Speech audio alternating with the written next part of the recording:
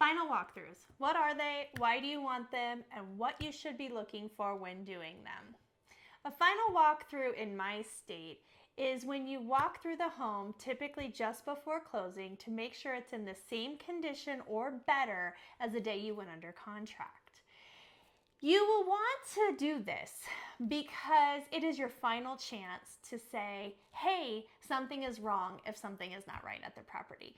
Things such as you are an hour away from closing and the seller has not moved out of the house and your contract says he's supposed to.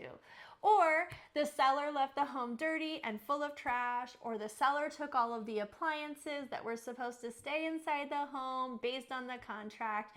These are all very real things that happen every day in our real estate world. And you are not going to know what your rights are if you are not using a seller agent. Because in some cases, your right is not to say, well, I'm just not going to buy this home.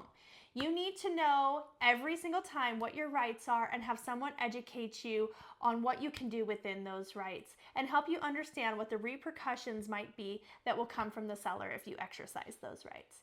Things other than the obvious red flags, like the ones we talked about, that you should be looking for when doing a final walkthrough are, did the seller complete the home repairs that you negotiated during the inspection period?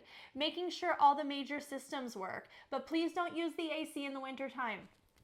Other things like checking to make sure the showers and the plumbing work, checking all the light switches, making sure the refrigerator, oven, stove, dishwasher, all of that are in working order, making sure that your yard doesn't have any obvious major damage.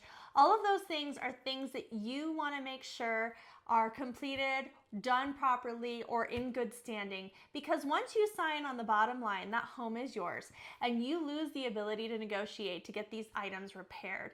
Unless, of course, you go to court or mediation, and that is a lot more costly.